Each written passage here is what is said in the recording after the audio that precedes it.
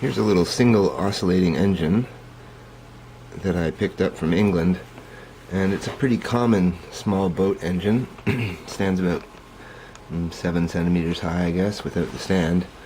And this is one of the economy type reversing levers from Asia, and I just got it today, and it works very well. I'm very impressed with it, actually. The throw is within range of a gear, a metal gear servo, for sure. Definitely be able to activate with your average good size servo. I wouldn't use a micro servo, but a micro geared servo with a metal gear might be able to do it.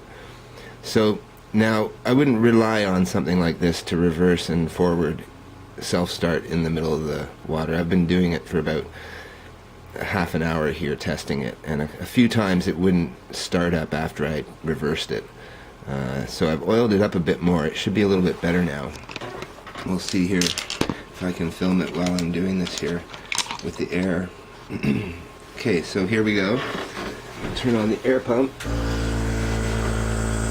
Get the engine going. So this is mounted onto the side of the boat probably. We're going counterclockwise now. And the input on this side of the valve here and the output here, exhaust, will always remain the same. That won't switch. What switches is the direction of the two ports here. So let's switch the direction. Excellent. Now it's when you slow down the boat and then try to switch. If the engine actually stops, you can see you'll have a problem restarting. Seems to be working better with oil, but at low pressures definitely have a problem starting it up. You'd end up doing this in the middle of the lake, and suddenly fire is going and you're sweating. You're reaching for that fishing rod you forgot to bring with the big grappling hook on it. So that's something to be aware of. It's not really the valve, it's more the motor.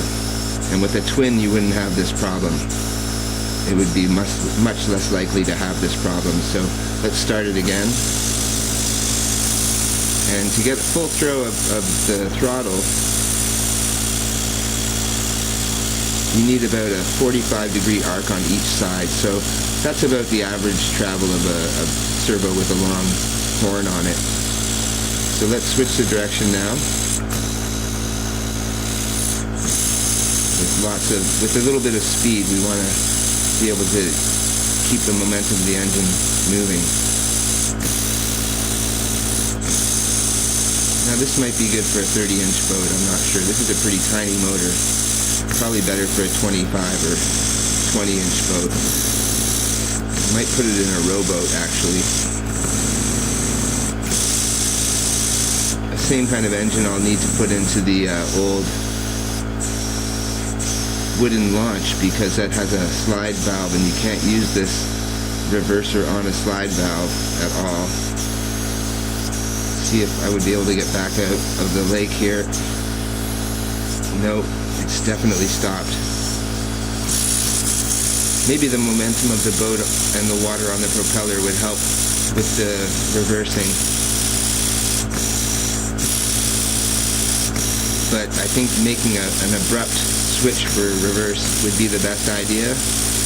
Not decreasing the speed, then hitting reverse like a real boat. You might want to make it quite abruptly. Anyways, a very nice valve for about $50. I wouldn't really, it would be a lot of machining. It would be a good day's machining for me to do this first one for sure. So it's definitely a good test to test out the engine. And a little bit cheaper than putting a reverse linkage on a D10 Stewart motor. But again, see, it will stop.